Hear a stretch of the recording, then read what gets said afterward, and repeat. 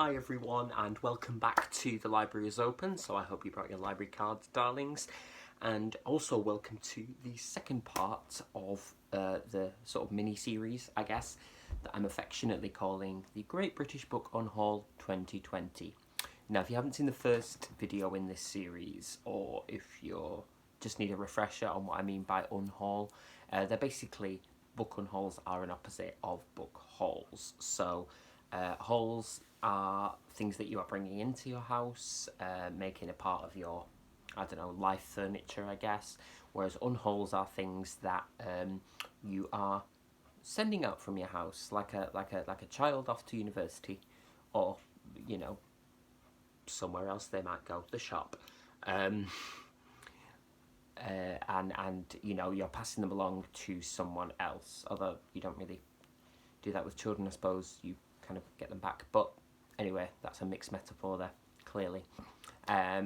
So that's what I'm going to do today. I'm going to be talking about some more of the books that I have enjoyed, some of them, or some that didn't click for me, so on and so forth. But regardless, I don't need to keep hold of them. I just need to send them off to be enjoyed, hopefully, by someone else.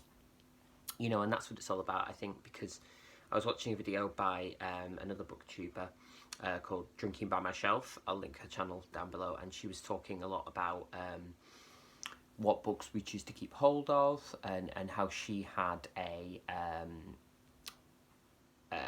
attachment to this idea of curating a library of everything she'd ever read, but actually she would rather just have things around her that she loves. So, and I think that seems to make sense to me. Of course, everyone's different.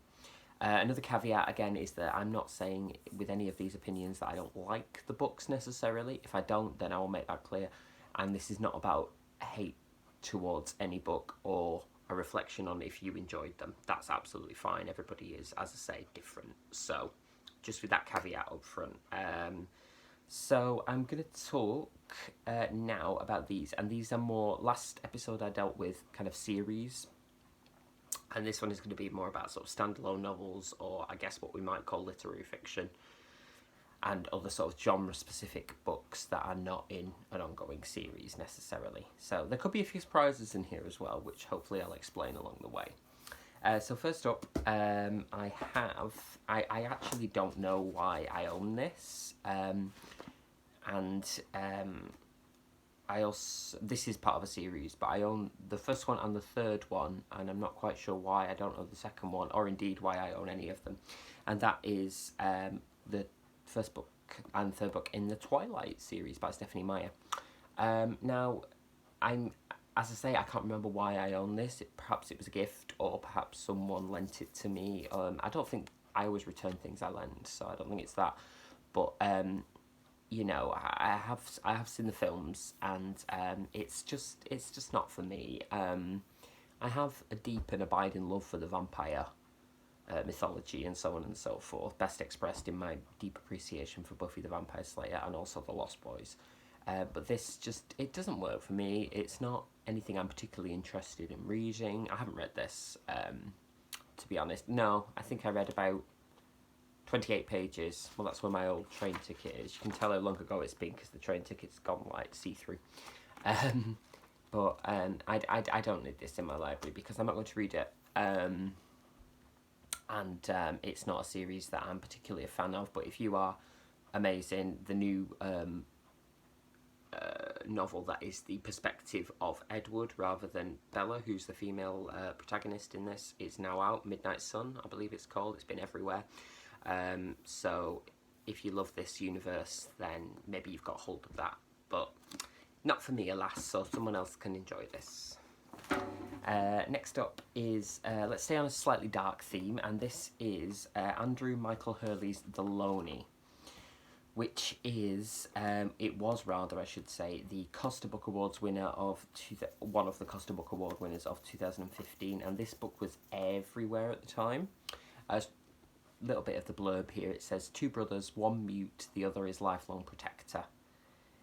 Year after year, the family visits the same sacred shrine on a desolate strip of coastline known as the Loney in desperate hope of a cure. In the long hours of waiting, the boys are left alone. They cannot resist the causeway revealed with every turn of the treacherous tide, the old house they glimpse at the end. Many years on, Hanny is a grown man, no longer in need of his brother's care, but then the child's body is found, and the lonely always gives up its secrets in the end. So, in some respects, this should be something that I would really enjoy because it sounds quite thrillery, sort of pseudo-gothic kind of thing. But, you know, I've had it for 5 years now and I haven't picked it up, and I just have to sort of think to myself, there must be a reason for that, why I'm not gravitating towards it. It has loads of brilliant reviews. The Daily Telegraph here says the reviewer said they read it in one night. So I'm sure it's great, but, you know, again, I have to think to myself, if I no longer owned this, would I feel bereft of it? And I wouldn't, so I'm going to pass this one on. Okay. The next are 3, but they count as 1. So these are from the pen of Lauren Weisberger, and who was the author of The Devil Wears Prada. And these are the follow-up to The Devil Wears Prada, called Revenge Wears Prada. And also some of her other novels, Everyone Worth Knowing and Chasing Harry Winston. She has another 2, I believe, in that series, but I don't own them. And I'm going to keep hold of the original, The Devil Wears Prada, because I really, really enjoy that. And I really enjoyed these. They're a light, frothy read about, you know, celebrity, fame, the fashion industry, so on and so forth. They tend to gravitate around those sort of central themes. And I enjoyed reading them.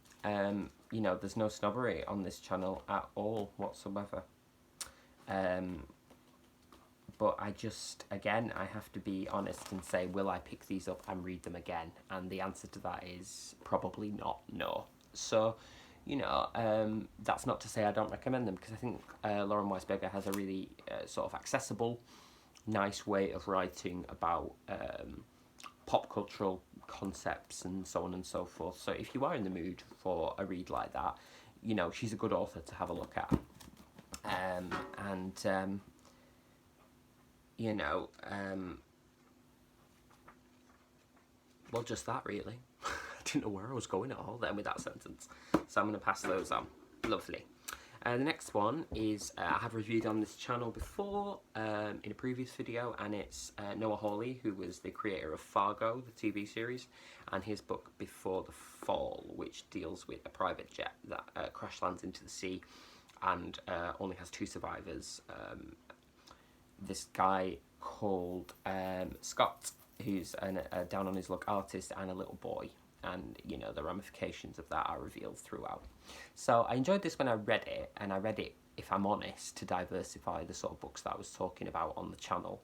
You know, because I want to do a little bit of something for everybody while staying true to my own interests. But I won't read this again, I know I won't, because I've read it once and it's not, for me, that kind of book that I'm going to come back to. It is a bit like the literary equivalent of watching an episode of 24 or something, so I suppose that's well on brand. But if you want more information on that, please do have a look on my channel list and look for the video on Before the Fall. But I'm passing it on for now. Next up, we have 2 books. These 2 count as 1 as well, because they're by the same author. This is the Morrissey's autobiography, which I haven't read, and List of the Lost by Morrissey, which was his novella, maybe, is a better word to describe that. And these were gifted to me because I was, and am, an appreciator of the music of the Smiths. But, you know, I have to be honest and say that, well, I sort of understand the concept of removing the art from the artist and viewing the 2 things separately. I have to sort of weigh whether in my mind I'm going to be able to do that. I find Morrissey deeply problematic, for reasons which I won't go into here because it's not a gossip channel, but I have to be honest and say I'm not going to pick these up, because that ship's kind of sailed for me in that respect. So yeah, I think let's just pass these on to someone else. And also, I believe that List of the Lost got really quite terrible reviews. Not that you should be guided by reviews because it's about your own interests, but again, I feel like I'm saying this on repeat. I'm just not going to pick it up. I know I'm not. I know myself enough to know that. So, passing the baton, as it were, somewhat ironically, given the cover art. Okay. For similar reasons, I own... This is the only other book by J.K. Rowling that I own. I know she has several series, whatever. This was The Casual Vacancy, which was, again, a gift. I think this was the first book she released as an adult under her actual name. That isn't the Robert Galbraith novels. And I've never got around to it yet. And my feelings about J.K. Rowling are that I'm not going to give any more of her work headspace in my mind. I'm really just not. And again, being that this is not a drama channel or whatever, I'm not going to go deeply into that. But what I will say is that this is an occasion where I'm not going to compromise on that. So it's going, and that's that. So, sorry. Okay, on to slightly lighter things. This is the book by Elizabeth Gilbert that was, look at that price tag still on from, it must have been W.H. Smith's this. Other booksellers are available. This is the book that inspired the film with Julia Roberts, which I did enjoy. I went to see it at the cinema, it was nice, it was fun. But I made the mistake, maybe, of seeing the movie before I read the book. And then, consequently, when I'd seen the movie, I didn't want to read the book because I felt like I'd got what I wanted from that experience, which is not always true of adaptations at all, obviously. Sometimes they're vastly different, and this probably is, but I don't see myself returning to this now, although I do believe it's a really nice read and a really sort of thought-provoking one in some respects. So, you know, I don't hesitate to recommend people check it out if that's what you're interested in. This is obviously about, if you're not aware of the film or the book, it's... I'll just read you a tiny bit of the blurb. Elizabeth Gilbert is in her 30s, settled in a large house with a husband who wants to start a family, but she doesn't want any of it. She begins her quest. In Rome, she indulges herself. In India, she finds enlightenment through scrubbing temple floors. And in Bali, a toothless medicine man reveals a new path to peace. So it's very sort of spiritual, very sort of, you know, almost personal memoir-like, I suppose. So hopefully someone will find this in the second-hand shop or you know, a charity book sale and get something from it. Lovely. Let's see what we've got. Oh, yes. Patrick Suskind's Perfume, which again was made into a movie, which is about Jean-Baptiste Grenouille, who was born in 18th century Paris and abandoned on the street, and then he discovers that he has a superhuman sense of smell.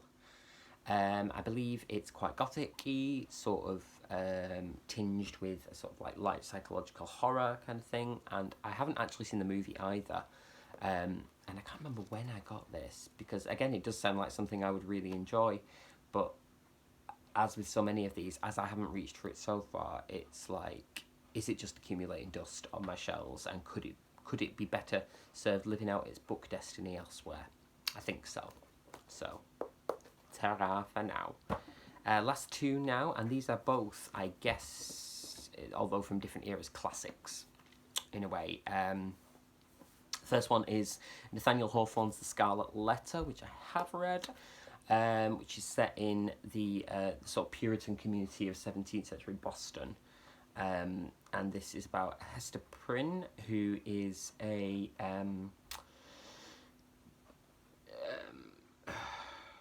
trying to find the best way to sum it up here, who is sort of stands in opposition, let's say, to the puritanical nature of the society she's born into, and the idea of the Scarlet Letter is a trope that is sort of dealt with both literally and metaphorically in fiction, film, so on and so forth throughout, well, really since it's been produced, the idea that we wear our sins as a scarlet letter on the front of us. I enjoyed reading this at the time. I have an idea it was for school or something education related, but again, although I do sort of quite enjoy that period of history. Enjoy is the wrong word, you know, sort of Salem witch trials. Well, she's not this, but you know, that sort of puritanical society that birthed it. I don't think I'll be going back to this one particularly again, and but I do recommend it if you're interested in that kind of thing. So yeah, and finally, and this might be a slight shocker, so try not to judge me too much, but I am going to get rid of Anthony Burgess's A Clockwork Orange. Now, I have to be honest, I love the iconography of the Clockwork Orange, A Clockwork Orange, and the movie is brutal and brilliant, you know, sort of like, I don't know, it's iconic, basically, but, I mean, I have read the book, but the thing with the book is, I'll time out saying the front, every generation should discover this book, and I think, yeah, to a certain extent, I agree with that. What I will say is that, having discovered it, I don't feel the need to return to it in this form, because I've taken what I wanted from that, and I've sort of done the thinking that I want to do about it. With a caveat as well, that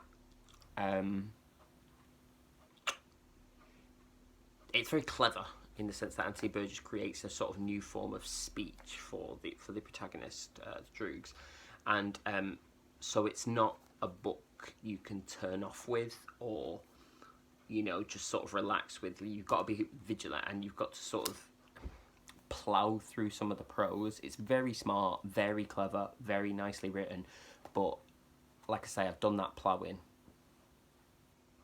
That doesn't sound right, does it? But I've done that ploughing through it, and seen the film and so on and so forth, and that's the sort of, again, I've absorbed what I wanted to take from it, so it's time to pass it on, generationally, if you will, for another generation, hopefully, to discover it. So there we go. So that's the end of this part of the Great British Book Haul. I think I'm going to do one more part, Great British Book Unhaul, I should say, part 3, because I like things in threes. I like a triptych, or a trilogy, whatever. So join me next time for that, for the concluding part this year. This is good though. I think this is therapeutic in some respects, and it's also about keeping my mind tidy as much as possible, and also my literal surroundings tidy by having things around me that I really want to be there, not things that are just there by default. So that's my thoughts. Sound off in the comments below. Do you do regular unhauls? Do you get rid of things? What's your approach to having books around you? Do you keep everything? Or, you know, if some of these are your favourites, that's great. Feel free to talk about that as well. As I say, it's known, with some exceptions, it's not necessarily a reflection on the actual book, the fact that I'm getting rid of them. Alright, my darlings, thank you for joining me so much again. And the library is now closed, so put your library card somewhere safe. That's the motion, you see. Put it safe. Put it safe. And don't forget to tune in to and subscribe to The Library is Open for brand new episodes at least weekly. At the moment I'm doing them bi-weekly, so yeah. Take care of yourselves, please be safe, and look after you and yours. Much love. Mwah.